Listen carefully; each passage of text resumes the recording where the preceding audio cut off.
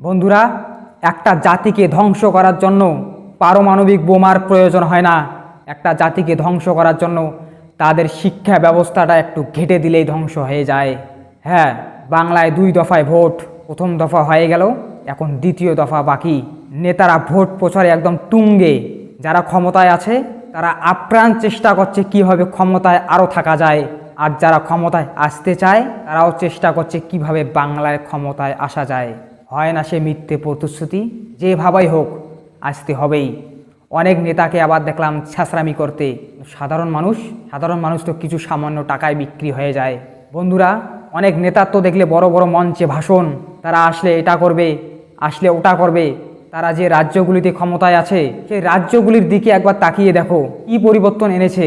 আজ যারা এই পশ্চিম বাংলায় 15টা বছর শাসন করলো, তারা বাংলাকে কোন পর্যায়ে নিয়ে গেছে। আজ শিক্ষায় দুর্নীতি, চিকিৎসায় দুর্নীতি, খাদ্যে দুর্নীতি, দুর্নীতির রানী আমাদের বাংলায় 15টা বছর শাসন করলো। বাংলার অবস্থা একদম নাজেহাল করে ছেড়ে দিল। তোমরা ভাবো, তোমরা কি আবার সেই দলকে আনবে?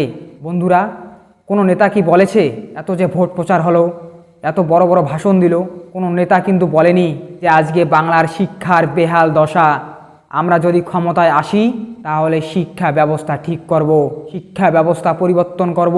ও নেতা কিন্তু বলেনি, কারণ তারা জানে সাধারণ মানুষ যদি শিক্ষিত হয় তাহলে তাদের খাওয়া উঠে যাবে, তাহলে তাদের ঘুম উঠে যাবে। সাধারণ মানুষ তাদের ক্ষমতাটাই এখনও ঠিক মতো জানল না। তারা শুধু জানে ভোট দিতে লাগে, সরকার পরিবর্তন করতে লাগে, তাই দেয়।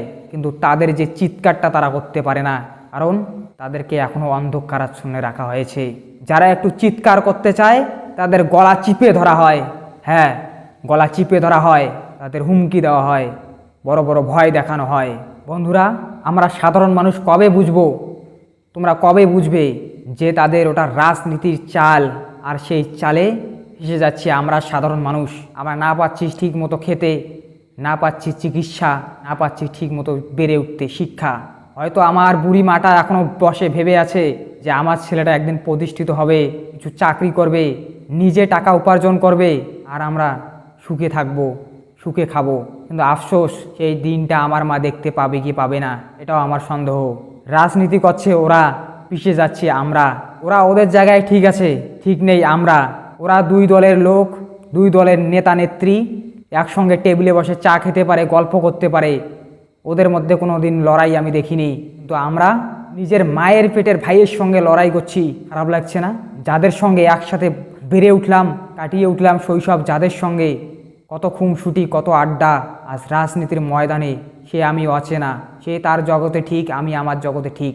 আজ তার সাথে আমার কথা হয় না, আমার সাথে তার কথা হয় না, কারণ তার দল আলাদা, আমার দল আলাদা। বন্ধুরা, তোমরা কবে বুঝবে যে আমাদের ভেতরে বিষ ঢুকিয়ে দেওয়া হচ্ছে, হিংসার বিষ? হ্যাঁ, তারা চায় আমরা নিজেদের মধ্যে লড়াই করে মারা যাই, আর তারা বছরের পর বছর ক্ষমতায় থাকুক, আমাদের শোষণ করতে থাকুক। একটা জিনিসের দাম নির্ধারণ করে তার মালিক।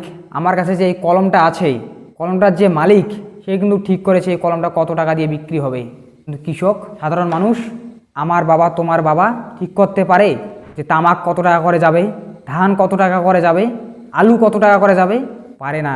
তাই বন্ধুরা, শান্ত মাথায় ভাবো, লড়াই ঝগড়া কিচ্ছু না, একদিন সবাইকে যেতে হবে।